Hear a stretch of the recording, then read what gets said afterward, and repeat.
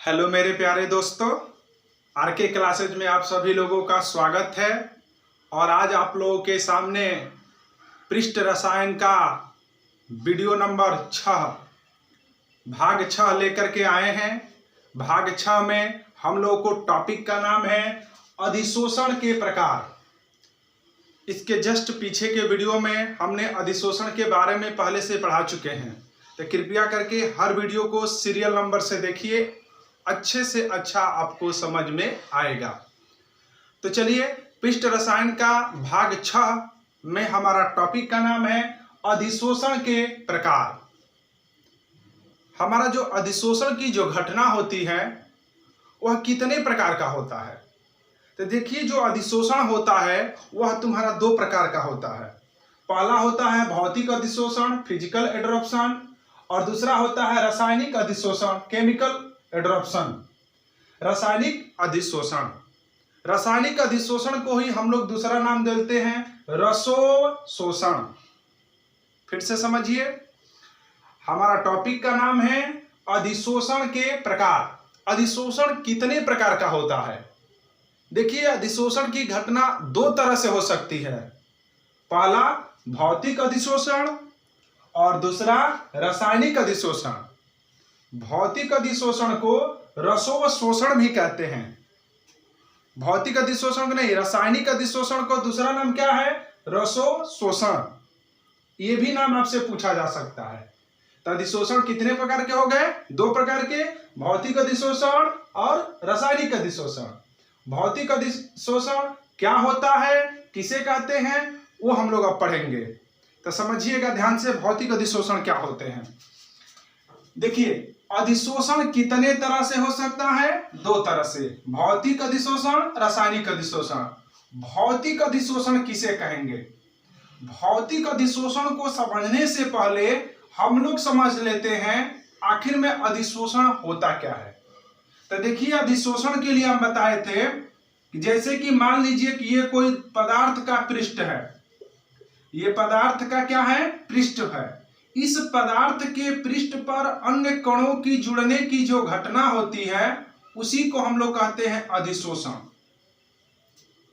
ठीक है, जैसे हम लोग बाहर गाड़ी उड़ी कहीं खड़ा कर देंगे तो उस पर धूल के कण आकर चिपक जाते हैं, तो वो तुम्हारा कौन सी घटना हो गया? अधिशोषण हो गया। हमारा टॉपिक है अधिशोषण के प्रकार। अधिशोषण 2 प्रकार का होता है, भौतिक अधिशोषण और दूसरा रासायनिक अधिशोषण। भौतिक अधिशोषण किसे कहते हैं, तो अब सुनिए। देखिए, भौतिक अधिशोषण होते क्या है। जैसे कि मान लीजिएगा कि ये किसी पदार्थ का कण था, ये कोई पदार्थ था और यह उसका सतह है। इस सतह पर जो कोई अन्य पदार्थ के जो कण हैं वो आकर के चिपकेंगे। माने ये कण इस सतह पर आकर के क्या करेंगे? चिपकेंगे। तो इस पदार्थ को हम लोग कहते हैं अधिशोष्य। क्या कहते हैं इसको? अधिशोष्य। और इस पदार्थ को हम लोग कहते हैं अधिशोषक।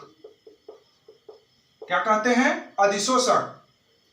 तो होता क्या है, ये अधिशोष्य के जो कण हैं अधिशोषक की सतह पर आकर के चिपक जाते हैं और यही घटना तुम्हारा अधिशोषण कहलाता है। जैसे ये मान लीजिए कि डस्टर है, इस डस्टर पर धूल के कण आकर चिपक गए, तो धूल के कण को अधिशोष्य कहोगे और इस डस्टर को तुम्हारा क्या कहोगे? अधिशोषक कहोगे। और इस घटना को क्या कहोगे? अधिशोषण कहोगे। कहोगे ना? तो आखिर में हुआ क्या कि जैसे कि ये डस्टर था, मिटाने वाला था, इस सतह पर अन्य कोई पदार्थ के कण आकर के इस पर चिपक गए, तो उनके मध्य में कौन सा ट्रैक्शन बल लगा रहता है? कौन सा आकर्षण बल द्वारा ये जो कण है इसके सतह पर आकर के जुड़ रहे हैं? उस बल का कुछ ना कुछ नाम होगा कि नहीं होगा? तो देखिए, भौतिक अधिशोषण में होते क्या है। जब अधिशोष्य के कण, अधिशोष्य का मतलब चिपकने वाला कण, जुड़ने वाला कण, जब अधिशोष्य के कण अधिशोषक की सतह पर, ये अधिशोषक है ना, इसकी सतह पर दुर्बल वान डर वाल बल द्वारा जुड़े रहते हैं। माने कि जब ये कण इस पर आकर के जब चिपक गए हैं, तो इनके मध्य जो अट्रैक्शन बल लगा है, अगर वह दुर्बल वांडरवाल बल है, बहुत कमजोर बल है, तो इस प्रकार के होने वाले अधिशोषण को भौतिक अधिशोषण कहते हैं। जब अधिशोष्य के कण, जो कण जुड़ रहे हैं, अधिशोषक की सतह से आकर के दुर्बल वांडरवाल बल द्वारा क्या करते हैं, जुड़ जाते हैं, यह कमजोर बल होता है, तो इस प्रकार के अधिशोषण को भौतिक अधिशोषण कहते हैं। ये जो अधिशोषण होता है तुम्हारा, इसका बहुत अच्छा एग्जाम्पल आपको हम बता रहे हैं। गाड़ी आप खड़ा कर दिए, उस पर धूल के कण आकर के बैठ गए, ठीक है। जब धूल के कण आकर के उस पर बैठ गए तो आप लोग आसानी से धूल को हटा भी देते हैं। क्यों हटा दिए? क्योंकि गाड़ी का जो सतह है और धूल का जो कण है, उसके मध्य में प्रबल मजबूत आकर्षण बल नहीं लगा है, दुर्बल वांडरवाल बल लगा है। तो अभी आसानी से हमने उसको क्या कर दिया, साफ कर दिया। अगर यही प्रबल रूप से जुड़ा होता तो हम उसको आसानी से कपड़े उपड़े से साफ नहीं कर पाते। अर्थात गाड़ी की सतह पर धूल के कण का जुड़ना कौन सा बल होता है, वांडरवाल बल होता है, ठीक है। तो इस तरह से हमारा क्या टॉपिक पूरा हो गया, भौतिक अधिशोषण। भौतिक अधिशोषण किसे कहते हैं? तो बोलोगे कि जब अधिशोष्य तथा अधिशोषक के कण एक दूसरे से दुर्बल वांडरवाल बल द्वारा जुड़े रहते हैं, तो इस प्रकार के अधिशोषण को भौतिक अधिशोषण कहते हैं। यह जो अधिशोषण होता है, यह बहुत कमजोर होता है। इस पर आसानी से जो कण अगर चिपके हुए हैं उसकी सतह पर, उसको आसानी से हटाया भी जा सकता है। कोई दिक्कत? तभी हमने टॉपिक क्या कवर कर लिया, भौतिक अधिशोषण। दूसरा टॉपिक है हम लोगों का रासायनिक अधिशोषण। ये पढ़ चुके हैं कि अधिशोषण हमारे दो प्रकार के होते हैं, भौतिक अधिशोषण और दूसरा रासायनिक अधिशोषण। रासायनिक अधिशोषण किसे कहते हैं? जैसे कि मान लीजिएगा कि ये एल्युमिनिया है, समझिएगा ध्यान से, ये तुम्हारा एल्युमिनिया है, एल्युमिनियम, ये मान लीजिए कि ये तुम्हारा एल्युमिनियम है, मान लिए यह एल्युमिनियम का सतह है, सतह है।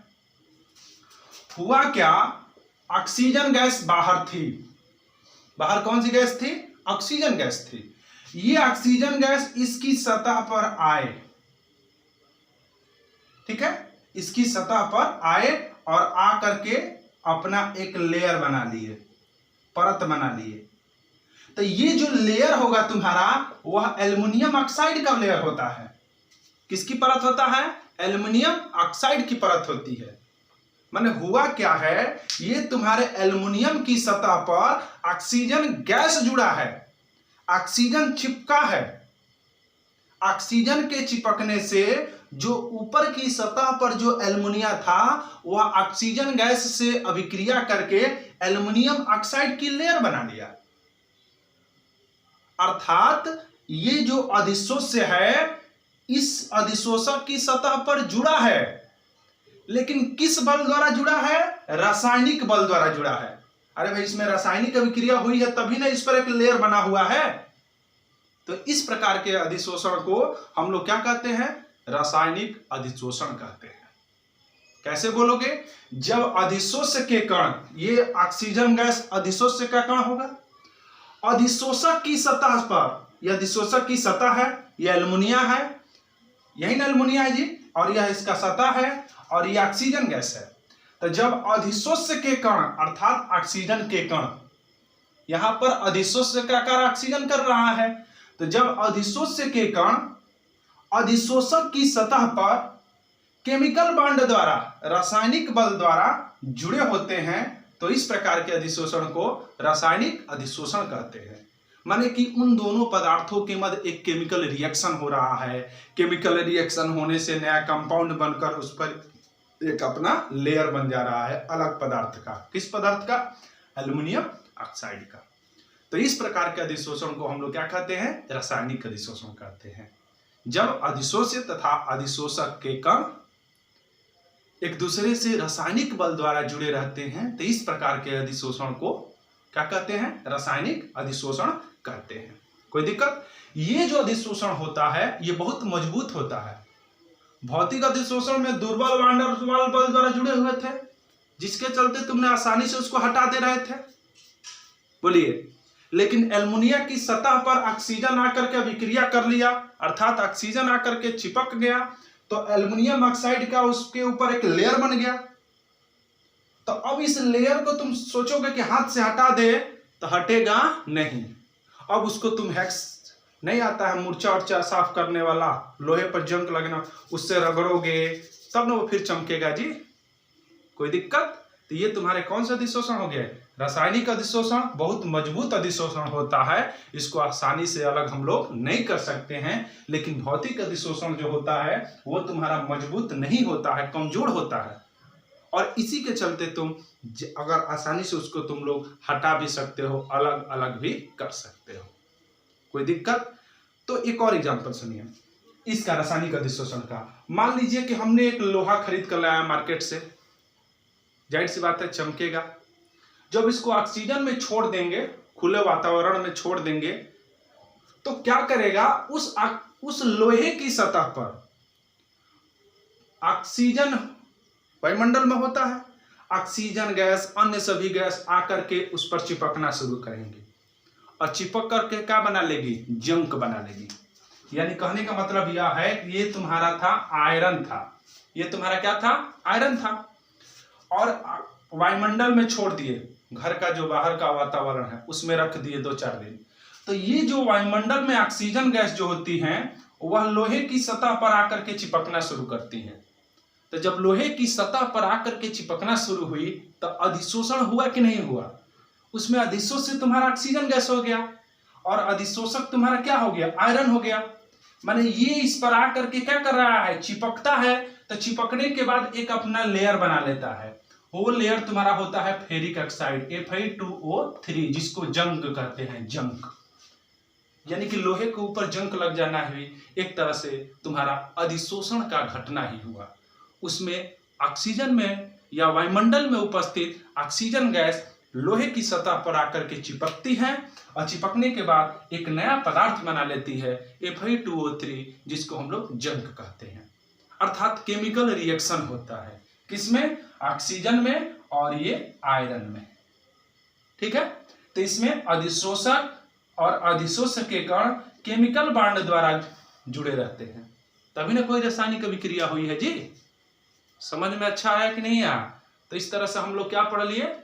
अधिशोषण के प्रकार। अधिशोषण कितने प्रकार का होता है? 2 प्रकार का, भौतिक अधिशोषण और रासायनिक अधिशोषण। भौतिक अधिशोषण में क्या होता है? अधिशोष्य और अधिशोषक के कण एक दूसरे से दुर्बल वान डेर वाल बल द्वारा क्या होते हैं? जुड़े रहते हैं, या कमजोर बल द्वारा जुड़े रहते हैं। ठीक है? इनको आसानी से अलग भी किया जा सकता है। परंतु रासायनिक अधिशोषण में क्या होता है? इसमें अधिशोष्य तथा अधिशोषक के कण एक दूसरे से रासायनिक बल द्वारा जुड़े रहते हैं, और ये मजबूत होता है, इनको आसानी से अलग नहीं कर सकते हैं।